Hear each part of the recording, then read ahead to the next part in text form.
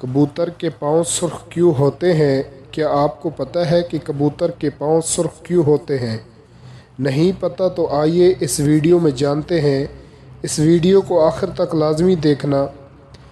جب طوفان نوح گزر جانے کے بعد جب حضرت نوح علیہ السلام کی کشتی جودی پہاڑ پر پہنچ کر ٹھہر گئی تو حضرت نوح علیہ السلام نے روئے زمین کی خبر لانے کے لیے کبوتر کو بھیجا تو وہ زمین پر نہیں اترا بلکہ ملکہ سیاہ زیتون کی ایک پتی چونچ میں لے کر آ گیا۔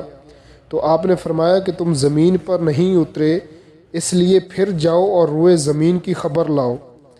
تو کبوتر دوبارہ روانہ ہوا اور مکہ مکرمہ میں حرم کعبہ کی زمین پر اترا اور دیکھ لیا کہ پانی زمین حرم سے ختم ہو چکا ہے اور سرخ رنگ کی مٹی زہر ہو گئی ہے۔ کبوتر کے دونوں پاؤں سرخ مٹی سے حرم میں سکنوت کا شرف ملا رنگین ہو گئے اور وہ اسی حالت میں حضرت نوح علیہ السلام کے پاس واپس آ گیا اور عرض کیا کہ اے خدا کے پیغمبر، آپ میرا گلے میں ایک خوبصورت طوق عطا فرمائیے اور میرے پاؤں میں سرخ خصاب مرمت فرمائیے اور مجھے زمین حرم میں سکنوت کا شرف عطا فرمائیے۔